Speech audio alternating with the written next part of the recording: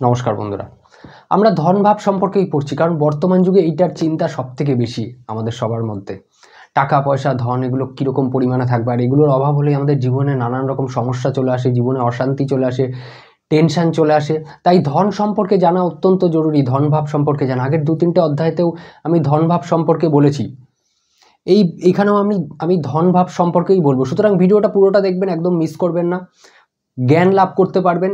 এই সূত্রগুলো খুবই ভালোভাবে এখানে দেওয়া রয়েছে এবং খুব সোজা আপনারা বুঝতে পারবেন জিনিসটা, কোনো অসুবিধা হবে না। দেখুন, আমি 3টে সূত্র এখানে লিখে রেখেছি। তো এখানে বলেছে লাভে জীবে ধনে শুক্রে ধনে সে শুভ সংযুতে। লাভে মানে আয় ভাব।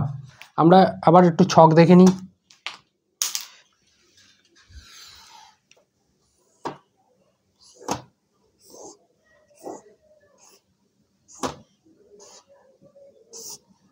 আমরা বলেছিলাম এটা 2 নম্বর ভাব, এটা 3, 4, 5, 6, 7, 8, 9, 10, এটা 11 নম্বর ভাব।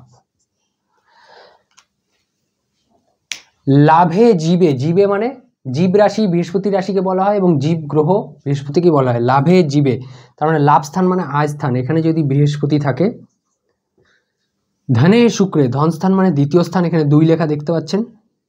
তাহলে এখানে যদি শুক্র থাকে, আপনি রাশি ভুলে যান কি রাশির কোথায় রয়েছে। আমরা জানি এখানে মেষ রাশি, এখানে বৃষ, এখানে তুলা, এগুলো আমরা জানি, ভুলে যান। যে কোনো লগ্নের ক্ষেত্রে প্রযোজ্য, এটা আমি প্রত্যেকটা ভিডিওতেই বলে এসেছি। এখানে যদি দ্বিতীয় স্থানে মানে ধন স্থানে শুক্র থাকে এবং লাভ স্থানে বৃহস্পতি থাকে, লাভে জীবে, জীবে মানে বৃহস্পতি, ধনে শুক্রে ধনে সে শুভ সংযুতে, তার সঙ্গে ধন স্থানের অধিপতি দেখুন আপনার কুষ্ঠিতে লগ্ন অনুযায়ী দ্বিতীয় স্থানে কোন রাশি রয়েছে তার অধিপতিকে, সেই গ্রহ যদি শুভ সংযুক্ত থাকে, তাহলে মানে ধরুন কেন্দ্র বা ত্রিকোণ স্থানে রয়েছে, বা কেন্দ্র বা ত্রিকোণ স্থানে শুভ গ্রহের সাথে রয়েছে, ধনে সে শুভ সংযুতে, শুভ অবস্থায় যদি থাকে, তাহলে কি বলেছে ব্যয়ে চ শুভ সংযুতে, যদি ব্যয় স্থানও যদি শুভ অবস্থায় থাকে, ব্যয় স্থান মানে এইটা দ্বাদশ স্থান, দ্বাদশ স্থানও যদি শুভ সংযুক্ত থাকে বা শুভ গ্রহ বসে থাকে, ধরুন এখানে চন্দ্র বসে, বৃহস্পতি আর শুক্র তো এখানে রয়েছে, শুভ চন্দ্র বসে রয়েছে বা শুভ বুধ বসে রয়েছে। শুভ চন্দ্র কখন হবে, যখন চন্দ্র থেকে, যদি চন্দ্র এখানে থাকে, তাহলে যদি এখানে থাকে 1, 2, 3, 4, 5, 6, 7, যদি এখানে থাকে 7 নম্বর ঘরের দূরত্বে রবি থাকে, মানে রবি যেখানে আছে তার 3টে ঘর আগে 3টে ঘর পিছে যদি থাকে, তাহলে চন্দ্র অশুভ, এবং এদিকে যদি থাকে তাহলে চন্দ্র শুভ, এবং বুধ যদি একা থাকে বা শুভ গ্রহের সাথে থাকে তাহলে শুভ, এটা আমরা জানি, ঠিক আছে। তো এখানে যদি চন্দ্র বা বুধ থাকে এবং বৃহস্পতি এখানে থাকে এবং শুক্র এখানে থাকে, এবং যদি ধনপতি শুভ অবস্থায় থাকে, তাহলে কি বলেছে মানে ব্যয় চ শুভ সংযুক্তে, ব্যয় স্থানও যদি শুভ সংযুক্ত থাকে, ধর্ম কার্য ধন ব্যয়, মানে ধর্মকার্যে মানে ভালো কাজে ধন ব্যয় করবে। হতে পারে সামাজিক কল্যাণের কাজে বা মানুষের উন্নতির কাজে, মন্দির মসজিদ বিভিন্ন রকম পূজা স্থান, এই সব জিনিস যে নির্মাণ হয় সেই সব কাজে কিন্তু এরা ধন ব্যয় করে থাকে, মানুষের উন্নতি করা, তাদেরকে হেল্প করা, এইসব ধর্মকার্যে তার ধন ব্যয় হয়ে থাকে। তার মানে ধন ব্যয় যদি হয়, আপনি ভাবছেন এখানে ধন ব্যয়ের কথা বলছেন, ধন থাকলে তবেই তো ধনবান, মানে ধনবান হলে তবেই তো সে ব্যয় করতে পারবে ধর্মকার্যে, তাই না? এবং এই সব ব্যক্তি হৃদয় থেকেও উদার হয়, ঠিক আছে, কারণ হৃদয় থেকে উদার না হলে তো সে ধর্মকার্যে খরচা করতে পারবে না, না, ভগবানের প্রতি ভক্তি তার আসবে না, সে ভগবানের জন্য খরচা, মন্দির তৈরির জন্য খরচা, এইসব খরচা করবে না, ধর্ম জায়গায় ধার্মিক জায়গায় খরচা।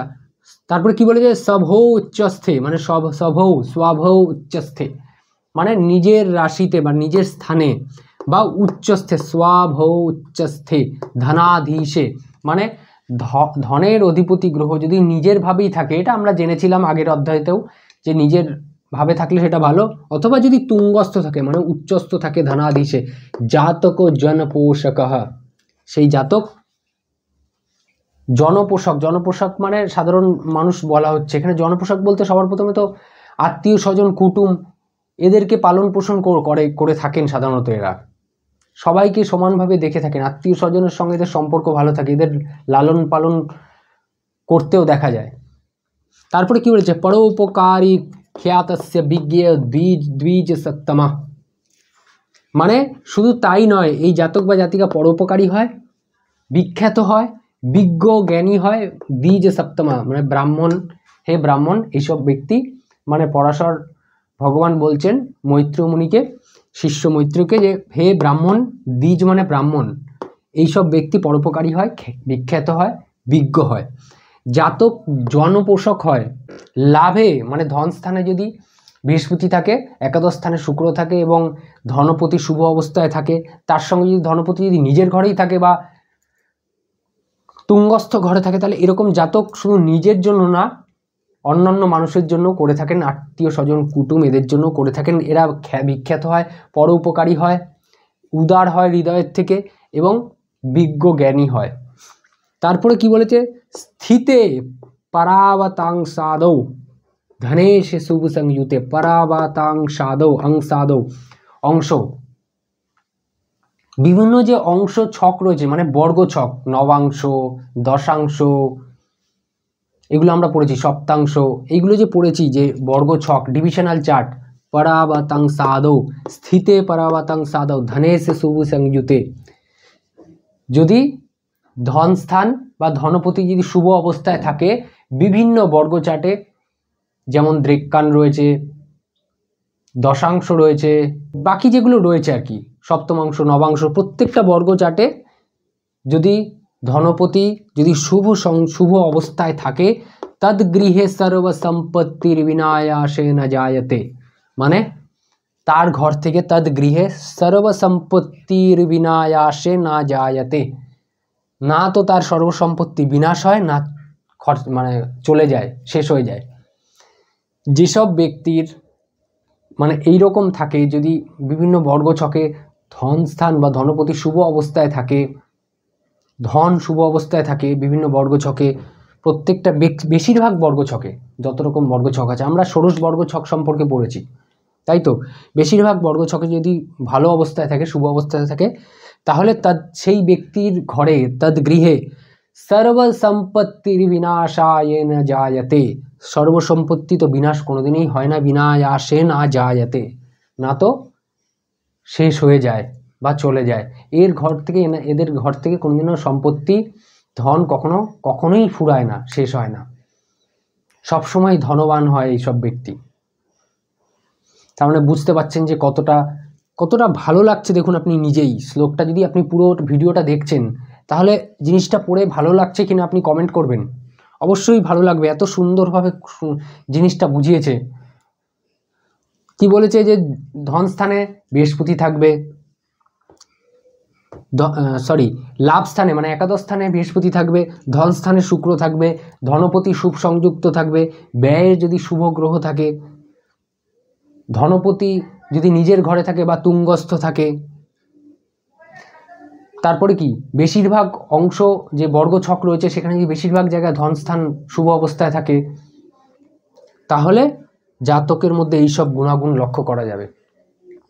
এখন শুধু ধন নয়, দ্বিতীয় স্থান থেকে যা যা দেখা হয় সব কিছু, দ্বিতীয় স্থান আপনার মজবুত হয়ে যাবে। দ্বিতীয় স্থান থেকে চোখ দেখা হয়, নেত্র, তাহলে এই জাতক বা জাতিকা যদি শুভ অবস্থায় থাকে নেত্র রোগী হবে না, আর যদি খারাপ অবস্থায় থাকে তাহলে তার চক্ষু পীড়া হবে, নেত্র পীড়া হবে। বাণী দেখা হয় দ্বিতীয় স্থান থেকে, বাণীর দিক থেকে এই ব্যক্তি খুব ভালো হবে, সুমধুর বাণী হবে, অ্যাট্রাক্ট করতে পারবে মানুষকে, আকর্ষণ হবে তার বাণী দ্বারা, তার কথাবার্তা মুগ্ধ হয়ে শুনবে, তাই তো। তো এই রকম হবে। যদি খারাপ অবস্থায় থাকে ঠিক তার উল্টোটা হবে, বাণীর দিক থেকেও সে ভালো হবে না, ঠিক আছে। তো এরকম প্রত্যেকটা জিনিস আপনাকে কিন্তু বিচার করতে হবে, যেমনভাবে আমি লগ্ন বলেছিলাম, যেমনভাবে আমি ধন বলছি, সেরকমভাবে প্রত্যেকটা ভাব কিন্তু এইভাবে বিচার করতে হয়। যদি ভিডিওটা পুরোটা দেখে থাকেন তাহলে আশা করি অবশ্যই বুঝতে পেরেছেন, আর যদি না বুঝতে পারেন ভিডিওটা পুরোটা দেখার পরেও, তাহলে কমেন্ট করবেন, অবশ্যই আমি তার উত্তর দেব, কিন্তু উত্তর দিতে একটু সময় লেগে যায় ব্যস্ততার কারণে, তার জন্য আমি সত্যি অত্যন্ত দুঃখিত, কিন্তু উত্তর পাবেন, ঠিক আছে।